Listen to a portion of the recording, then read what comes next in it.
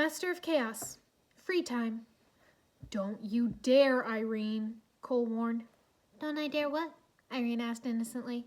Don't play innocent. I know exactly what you're going to do, he said. You mean this? Irene said sweetly, laying down a skip card. Haha, I thought she was going to make you draw extra cards, Jay said as he looked at his own cards. Ooh, there we go, he said, laying down a reverse. Cole smirked and put down a +2. There you go, my love, he said. I'm going to get you back for that, Irene promised as she drew 2 cards. Not this round, Nia said as she laid down a card. Uno. Lloyd laid down a card. Uno, he said. Kai laid down a card. Just a few more, he said. Zane frowned and drew a card, then laid it down. Pixel put down a card, skipping Jay's turn. Cole grinned and laid down another card. Irene began to laugh. What's so funny? Nia asked. This, Irene replied, laying down a +4 card. Kai started laughing as Nia drew 4 more cards. All right, what's the color? Nia asked. Yellow, Irene replied. Ha-ha! I win! Lloyd crowed as he laid down his last card.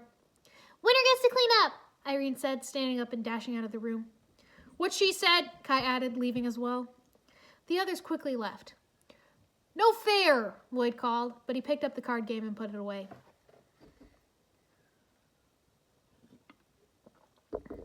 Knock, knock, Irene called, knocking on the door frame of Cole's room. Come in, Cole said, grinning at her from his bed. Why do you have your guitar? Oh, I haven't played in a long while. Figured I'd see if I still can, while spending time with the man I love, Irene said, smiling as she sat down beside him. She started tuning the guitar, quietly humming along. She then started strumming a gentle tune, a faraway look in her eyes as she played the music. Cole lay back, enjoying the beautiful sound. Just another reason to love you, he said. You're so sappy, Irene teased. And you love it, he replied. Can't argue with that, she said, plucking the strings of the guitar. Cole leaned over and kissed her cheek, making her miss a couple of notes as she blushed. Cole, she protested. I can't help it, I love you so much, he laughed. Irene couldn't help but giggle, playing a more upbeat song.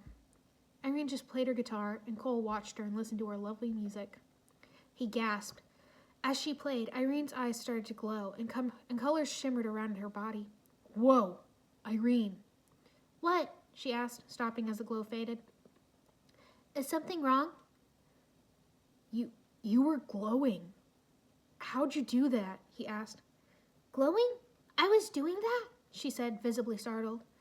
I just felt so in tune with myself and everything. It just felt so natural and right.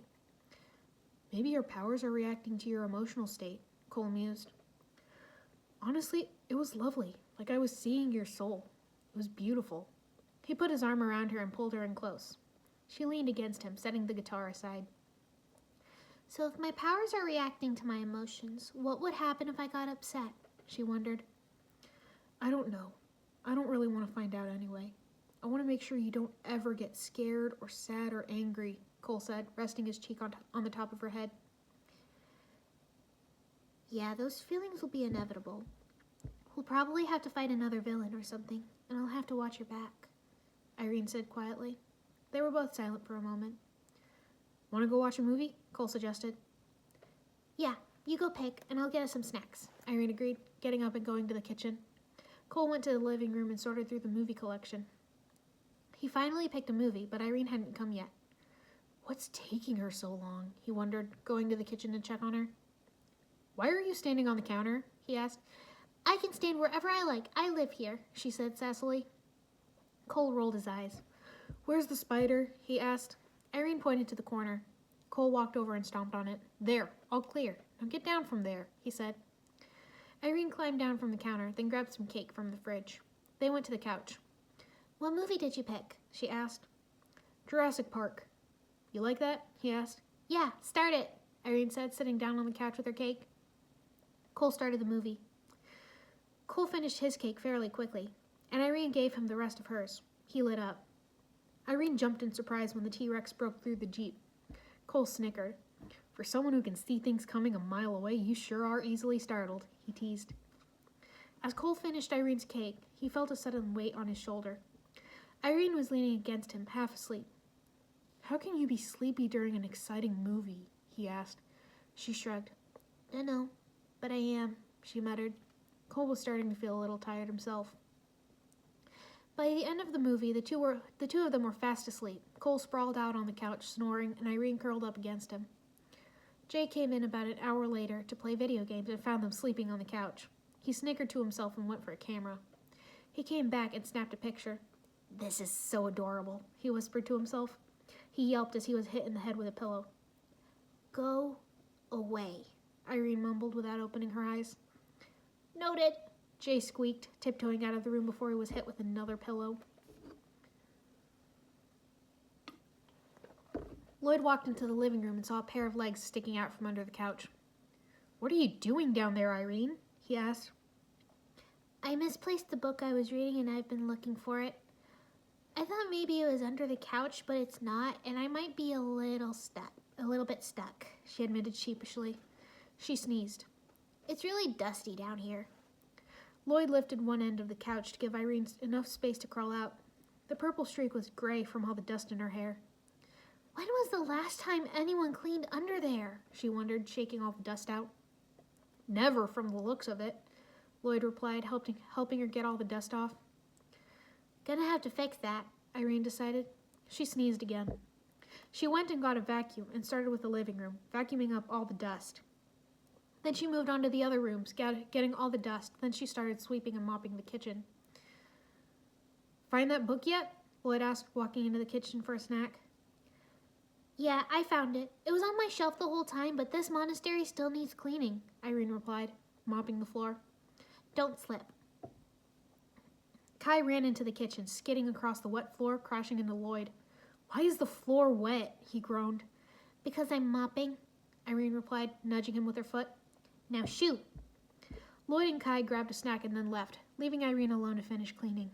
She was putting the cleaning supplies away when she heard it. It's not time yet, but I couldn't help myself.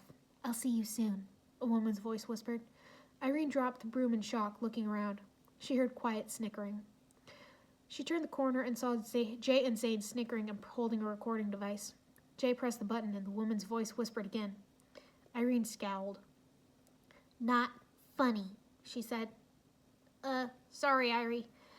I forgot that seeing and hearing things stresses you out. Jay apologized. Zane synthesized the voice and we recorded it. It's not real. Never do that again, but I will get you back, she promised, walking away to plan her revenge.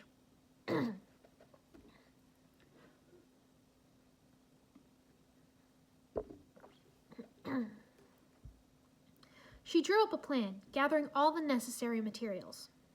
While everyone was asleep, she carefully set up a tripwire over Jay's door, connecting it to a bucket of water above the doorway. She then put a little bit of whipped cream in his hand, then left, silently laughing to herself. Now we wait, she whispered. The ninja were all woken up the next morning by a loud shriek. Everyone burst out of their rooms to find Jay sprawled out in the hall, dripping wet with a bucket on his head and whipped cream on his face. What happened to you? Kai wondered. I'm betting she happened, Jay muttered, pointing to Irene. Let this be a lesson, Jay. When you prank the master of sass, you had better be on guard, Zane said, smiling in amusement. They all started to laugh, even Jay. Gotta admit, that was pretty good, he said as he went to go get cleaned up. What did he do to wake up to that? Kai asked. Played a recording of his spooky voice to make me jump. I promised I'd get him back, Irene replied with an innocent smile as they all went to get some breakfast. After eating, Irene went back to her room to read. She couldn't help but feel that the voice in the recording Jay used wasn't quite as fake as Jay said it was, but she set that feeling aside. We're done with adventures.